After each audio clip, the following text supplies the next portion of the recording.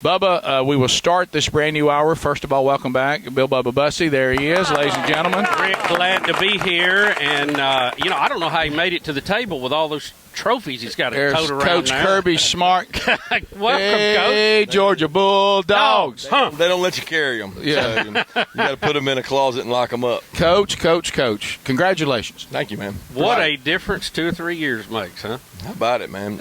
Everybody talks about it being different. It's the same to me. I'm worried about this year. I know. And does that hit you how quick? About 5 minutes after that game. I mean, you're worried about kids leaving and going to other places. Oh, sure. So you're constantly like in the pursuit NFL. of the next one. That's right. Well, honestly, because Hugh Freeze was on a minute ago, and he was saying the same thing. I mean, there's good, meaning if I need players, I can get them. There's bad, I have players, and I want to keep them. I mean, it's how do you balance? It's like can you ever relax and say, okay, this guy's with us? Not really. I think you always are concerned with it, but you do the best job you can each and every day. I don't look at it as, I can go to the portal and fix a problem. I look at it as the family I've created and brought in. I want to keep that family. I don't want to lose guys. I don't want to have to go to the portal. I don't think it's a great avenue to success. I'll be honest with you. I don't think you can sustain that way. I think you have to build it from within. You have to keep your family your family. And if you're able to do that, then you can train your guys in your systems, and they're going to be better off. I think anytime you resort to going, more than 15, 20% to the portal, it's going to hurt you. Senator Tuberville was just on, and he said they're about to introduce legislation to try to wrangle this in and at least make it fair for everybody, a system that you can work with, because for you guys right now it's just a nightmare. It's crazy. I hope they can do something about it, but shoot, they haven't been able to do anything about much in Congress with all their own problems, and I don't know how they're going to put ours before theirs, but I certainly hope they'll do something about it and help us, and I'll just put some guide rails kind of in place to help out with things. So what do? You made the point, really the portal, I remember – and having a dad who coached college football, and he was never a fan of leaning too heavily on junior college, because he was like, you can't really build a program that way. You're trying to put together all-star teams, and it's hard to get that, for everybody working together and that synergy. And he was always like you, I want to build a program, but he didn't have some of the challenges you have. What do you do to build a program? Like, for instance, this year, you had all these people that went to the NFL off that phenomenal defense, and you had people that waited their turn. And they had another national championship, and they were phenomenal. It was a great defense.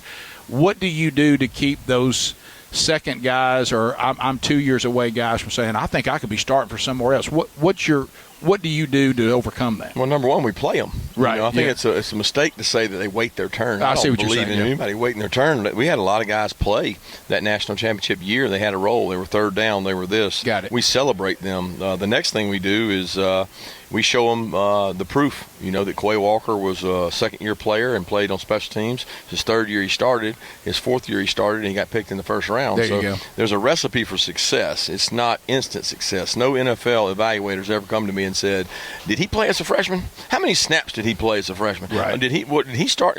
You don't make it to the NFL by starting as a freshman. You make it to the NFL by the grind of year 1, 2, 3, and then becoming a viable candidate and getting better. And if you can't get better, then you're not going to play. They don't go to a school and say, man, this guy started 4 years. He's great. No, that's not the case. We agree with that, but these kids are coming up in a microwave society. I mean, selling them on that has to be tough. I think the ones you pick are critical. There you go. And when you go pick, who you're going to pick out of the strawberry patch, and you're looking at the strawberries, you're trying to get the one that fits you. And you might like one a little smaller. You might like one a little riper. You might like one. I'm trying to get the ones that I think are going to stay. And we're not perfect. We're not perfect at all. Well, but that goes into the culture of what you bring in to your kind of nest. But it is great now. You were selling that when you went there. You were building a program. Now you got the proof. You got the hardware. So that has to make the sell easier now. Well, I wouldn't say it makes it easier because NIL's thrown in there now. Right. And what used to be the sell of development, trophies and winning and all this NFL, now it becomes, what can I make? Well, what have you done? Well, everybody said I was good. Well, they want NIL up front. That becomes a primary thing for a lot of kids. And to be honest with you, when we get to that point, it's probably we need to find somebody else as good as that player, and maybe not as. I was going to say, is that a walk away usually? Yeah, it's tough because there's certain positions you can't. It's like they want to know what your other players make, and that part's frustrating. But you can't make it about that, because when you make it about that, you're going to be closer to the portal for sure.